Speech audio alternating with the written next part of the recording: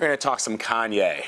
Making headlines again with his new album, The Life of Pablo, but not for the music itself. Yeah, the rapper says that his latest album will never be available on Apple. You can only get it on Tidal, and it looks like Tidal has nearly botched the release. Here to tell us what happened, what went wrong, is Tech Insider editor Tim Stenovec. Thanks for being here. Now, if you were not one of those people that needed to, rush to get this album, you might not have known what happened. Tell us how Tidal might have screwed this whole thing up. Well, it all started on Saturday night when Kanye announced that his album would be available. And the original idea was that it would be exclusively available on Tidal, which is this new streaming service that's owned by a lot of artists. High quality audio, $9.99 a month, just like Spotify and Apple Music.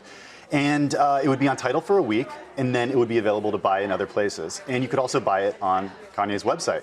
The website crashed. I went to. Did you try to get it? Right. It was at the end of Saturday Night Live. Yeah. Right. He said, "Hey, my Pablo is available on Tidal." So I went to Tidal and I was like, "Wait, it's not working." Well, you're not the only one. I mean, this happened to a lot of people, and people are not happy about it. He pulled it from his website. It's still not available there. And he also pulled it from Tidal as far as downloads go. You cannot download it from Tidal. You can stream it on Tidal. But a lot of fans have not heard it. I haven't heard the album. Have you gotten to hear it? No, I haven't heard it. So why did he decide to release it only on Tidal? That's a good question. I think that there are a lot of reasons. One is that he might have gotten a good deal from Jay-Z. I mean, he and Jay-Z are close, of course. And different streaming music services offer artists different deals. Tidal's had a ton of exclusives lately. It's been exclusive for Beyonce, been exclusive for Rihanna, it's been exclusive for Kanye. And what Tidal's trying to do is get this exclusive group of artists that are only available on Tidal, so users have a reason to go and subscribe to the service over something like Spotify or Apple Music. But it doesn't seem like it's sustainable. Even if you've got some of the biggest stars and your wife, who is one of the world's biggest selling recording artists, to stream their music onto one website, but you can't make that the business model. Right, that can't be the business model. That has to be part of it. I mean, touring has to be huge, merchandising has to be huge, licensing your music has to be huge. Right. I mean, Kanye's huge into fashion, and Beyonce and Jay-Z just have a huge empire. That works for them, and that might work for them, but for the typical artist, that's not going to work. You're going to have very few artists actually having exclusives like this. Many more are going to be much more concerned about getting their music to as many places as possible, where as many fans can access it as possible.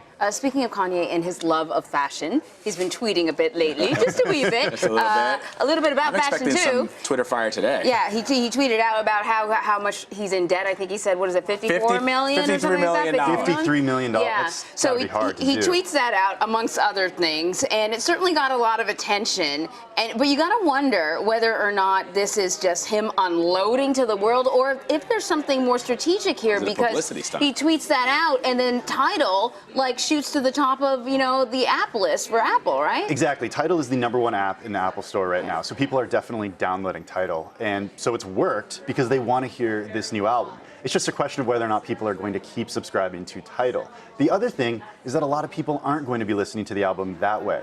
And a lot of people now, I mean, if you think about what happened when we started downloading music online through services like Napster, and people were downloading illegally because it was the easiest way to get music, iTunes and Steve Jobs showed us that people are willing to pay for music if you make it available to them. What Kanye has done is he's made it not available, and I suspect that this is going to spur a lot of people to pirate this and try to find it anywhere they can, which might actually end up backfiring for him. He made a plea to Mark Zuckerberg and Larry Page for some Monet.